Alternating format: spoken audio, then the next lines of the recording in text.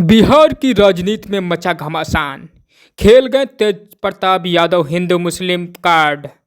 तेज प्रताप यादव ने बागेश्वर धाम को ललकारा।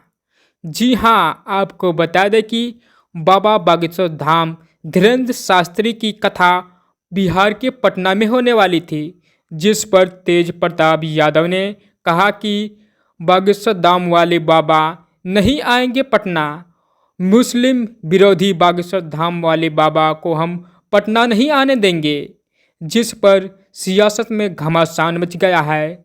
जी हां, आपको बता दें कि बाबा बागेश्वर धाम वाले बाबा की 13 से 15 मई पटना में उनकी कथा है, जिस पर बाबा बागेश्वर धाम वाले बाबा धीरेन्द्र शास्त्री आने वाले हैं। इस बात को सुनकर तेज प्रताप यादव ने बागेश्वर धाम को ललकार दिया है और कहा कि नहीं आने देंगे बागेश्वर धाम को पटना, और वहीं बिहार की एयरपोर्ट में हम रोक लेंगे।